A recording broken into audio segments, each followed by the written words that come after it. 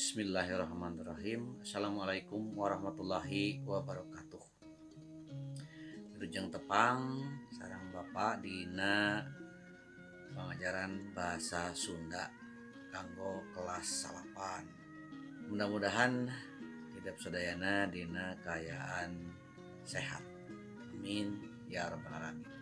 Para siswa anu Bapak dipikadede dina kesempatan ieu insyaallah Bapak bade ngadungikeun materi pengajaran bahasa Sunda anu munggaran nyaeta ngeunaan biantara. Naon ari biantara? Oke, insyaallah urang pedar namung sateu acana hidup kedah uninga heula. Naon tujuanana urang diajar ieu pengajaran ya eta materi biantara teh ya. Dina buku hidup karasan hidup ngagunakeun buku anu judulna Sukapura, buku Sukapura jilid 8 kelas 8 dina kaca hiji anu munggaran pisan kinten didinya disebatkeun aya kompetensi dasar. Kompetensi dasar nu dimaksud nya tadi teh ya tujuan hidup diajar kamampuh naon anu kudu dicangking ku hidup sabadana diajar. Anu kahiji hapunten di dieu kemanggo bahasa Indonesia lantaran ieu buku memang diajangkeun pikeun umum bisi aya hidup anu teu paham kana bahasa Sunda. Anu kahiji memahami dan mengidentifikasi teks biantara dengan memperhatikan fungsi sosial, struktur teks dan unsur kebahasaan yang benar dan sesuai konteks. Mudah-mudahan tidak paham karena eta tujuan. Anu kaduana menyajikan teks biantara dengan memperhatikan fungsi sosial, struktur teks dan unsur kebahasaan yang benar sesuai konteks. Jadi kehidup kedah tiasa ngadamel teks biantara anu luyuh sareng padika biantara anu baris dipedar sabada ieu. Materi biantara teh lain materi anu anyar atawa lain pangajaran anu anyar lantaran samemehna hidup oge geus tangtu geus wanoh naon nu dimaksud biantara. Ngan aya kalana waktu ditanya naon ari biantara, hidup ngejawabna pondok pisan. Biantara teh pidato, Pak. Eta mah lain hartina biantara, tapi eta mah kecap anu saharti jeung biantara dina bahasa Indonesia nyata pidato. Cok sanajan bisa jadi kecap pidato eta ayeuna geus asup kana bahasa Sunda.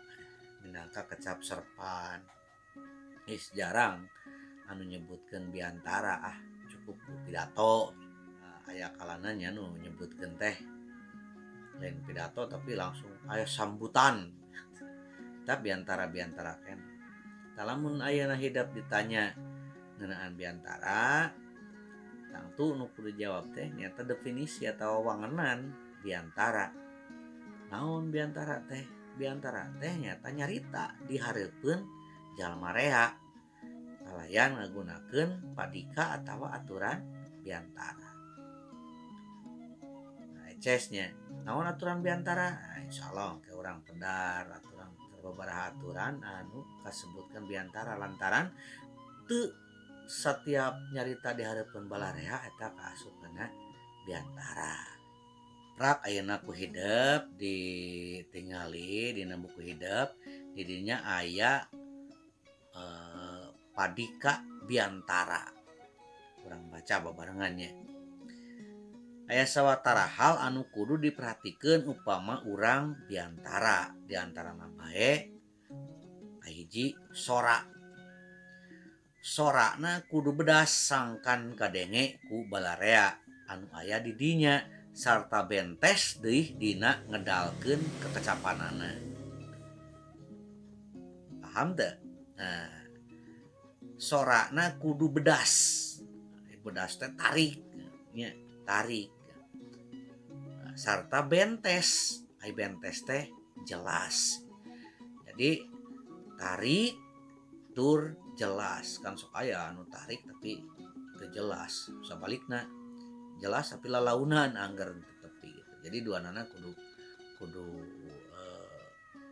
naon adu manis artinya kudu tarik bari jeung jelas. Anu kadua lentong. Lentongna kudu merenah sakumaha ilaharna lentong basa Sunda. Ulah nepikeun ka kajadian biantara basa Sunda ari lentongna lentong basa Indonesia ya. Lentong naon lentong teh? Lentong teh lagu ngomong eta lentong. Atawa ceuk istilah kabahasaan mah disebutna teh intonasi nya. Hidup dina bahasa Indonesia diajar intonasi. Nah, lentong tawa lagu nyarita bahasa Sunda jeung bahasa Indonesia beda, bahasa Inggris beda. Unggal bahasa ngabogaan lagu ngomong sewang-sewangan. Ulah nepi ka pahili ke sebab lentong teh salianti jadi ciri ya, tina bahasa oge ciri kebangsaan. Orang Sunda nyarita dina bahasa Indonesia bakal kapanggih tina lentong. Wah, ieu mah orang Sunda gitu, da lentongna gitu. Ya. Contohna misalnya pernah aya urang Jawa ngaku-ngaku orang Batak. Coba tebak, saya ini orang Medan apa orang Sunda? Ayo, tuh kan. Sekatingali tina nyarita oge. Mun beladag-beladug itu berarti orang Jawa ya. Atawa orang Medan pakai bahasa Sunda kan. Da di Medan mapan eueuh komputer cenanya. Nu ayana naon atuh? Komputer gitu. Lantaran lebih jelas suara e. Nah, urang Sunda mah pan vokalna aya anu ngabedakeun eta aya suara e jeung e. Keun kayak orang pedat deui. Eta ngeunaan lentong. Anu katilu wirahma. Wirahma teh patalina jeung anca gancangna sarta tarik halona sora dina nyarita. Ulah anca teuing nepi ka ngayayai sarta ulah gancang teuing seperti nu rusuh. Sorana kudu diatur lebah mana nu kudu tarik jeung lebah mana nu kudu alon ya. Jadi sok aya nu ngomong anca pisan ya. Baheula mah aya teh Menteri Sekretariat Negara Mensesneg Murdiono.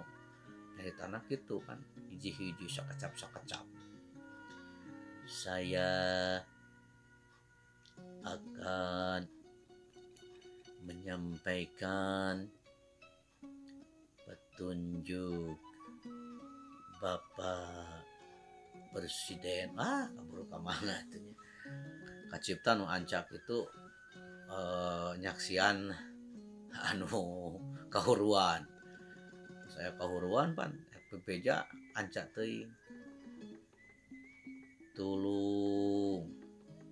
Tulung Bapak abdi bade ngawartosan wirehna abdi ningali seuneu di payuneun bumi eta seuneu kaburu atuh berbeak manten da imana kaduru gitu ya. Anu kaopat nada teh aya patalina jeung eusi unggal bagian diantara. Upama eusi napi kasediheun tangtu bae kudu dikedalkeun di barung ku rasa sedih. Kitu deui upama lebah pika bungaheun kudu dikedalkeun dikedalkeun ku nada anu gumbira. Jadi nada mah patalina jeung rasa perasaannya. Jadi kita aya nada sedih, aya nada gumbira. Kumaha bakal katingali tina ieu pangaruhna bakal patalina jeung lentong nada teh ya. Gulak-gilakna sora areutat meureun anu sedih mah meureun urang teh dina nyarita tangtu bakal semu dareuda. Cek bahasa Indonesia nama naon terseduh-seduh ya dareuda nya. Amun anu bungeh ya tangtu di barungku beda aya nada-nada anu nembongkeun rasa bunga. Anu kalima paroman. Paroman atawa pasmon dina biantara oge kudu diluyukeun jeung eusi biantara anu dikedalkeun. Paroman, ai paroman teh raut muka jeung bahasa Indonesia. Wajah ya. Wajah urang kumaha ekspresina. Ekspresi wajah urang. Eta disebut paroman atawa pasemon, lain preman. Beda preman jeung paroman. Lamun biantarana pikasediheun beungeut urang kudu sedih teu bisa bari seserian. Sabalikna lamun pikabungaheun mah nya urang kudu nembongkeun naon beungeut anu sedih. Eta paroman. Anu kagenepna pasang peta. Sok sanajan teu pati penting, pasang peta ieu kaasup kana padika biantara. Pasang peta dina biantara mah ulah kaleuliwih biasana ngan gerak leungeun nuturkeun wirahma jeung nada biantara anu dikedalkeun. Cukup gestur, ari gestur teh gerakan awak teh. Bisa jadi nganukur ku sirah, panon, bisa wae gerakan panon ngareret kumaha. Ya, gerakan ungeuk jeung sajabana ta gestur.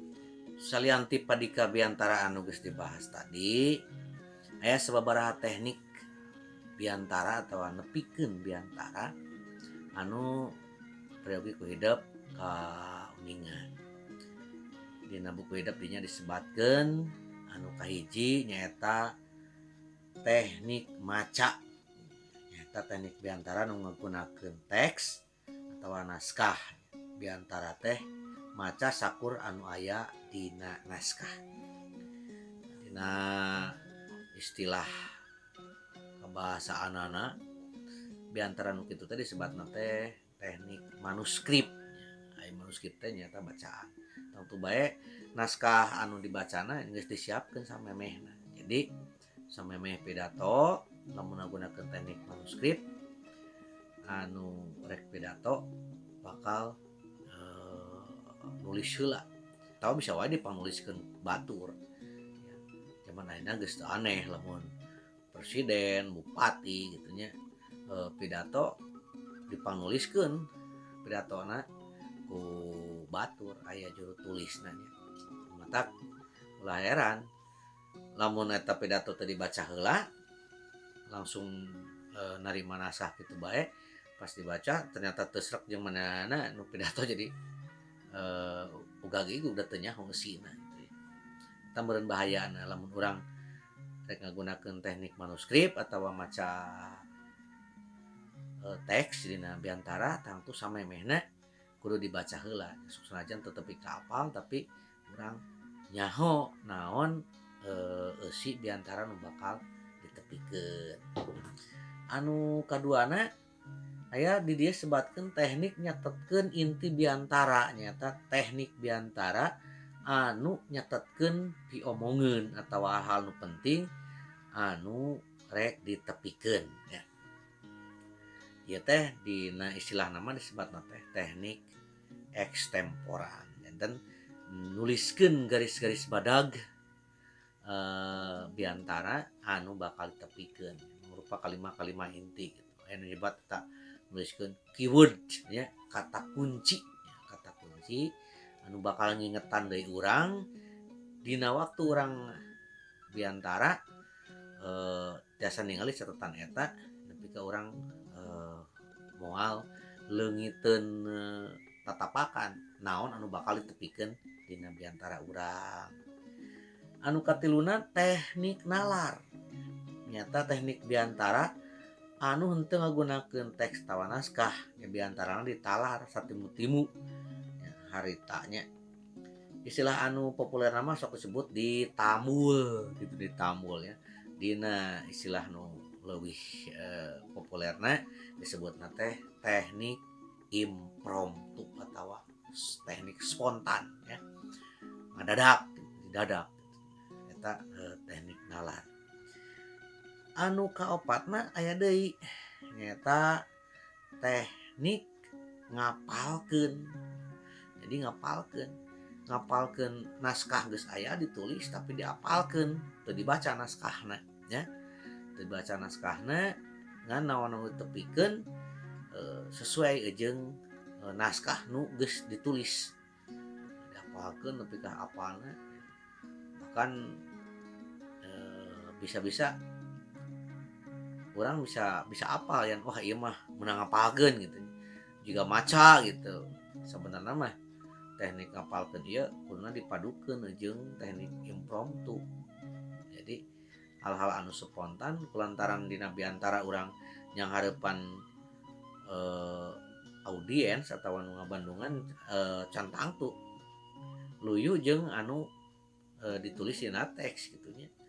Bisa jadi harita bakal aya ide-ide sejen nya wayahna kudu dicampur ulah ngan saukur ngapalkeun hungkul. Teknik ngapalkeun ieu disebutna teknik memoriter dina istilah biantara. Barangkali sadayana rupina eta ngeunaan teori biantara mah. Ayeuna hidup tiasa ningali deui dina buku di dinya aya contoh teks biantara. Sakali deui pan urang mah rek diajar nyieun teks biantara heula. Di dinya aya contoh teks biantara pamapag dina kaca 2 buku hidupnya di dieu. Sok hidup dibaca kalayan taliti kalayan gemet ya istilahna kalayan gemet dibaca kalayan gemet teksna dicangkem sing paham eusina naon ya. Rengse maca eta teks biantara pikeun nangtukeun paham jeung henteuna aya sababaraha patalekan di satukangan eta teks biantara. Untuk salah ya 5 patalekan anu ku hidup kudu dijawab. Sok dijawab dina buku ditulis jawabanna dengan kapancan anu kahiji. Sanggeus ditulis dipotokeun oke fotona dikirimkeun kana WA Bapak dari poho ngaran jeung kelasna ya bisi patuker ke penteuna. Sakitu jigana dina pangajaran anu kahiji ieu mudah-mudahan naon didugikeun ku Bapak aya manfaatna keur hidupna. Insyaallah urang tepang deui mingon payun dinten sareng jam anu sami. Assalamualaikum warahmatullahi wabarakatuh. Permios.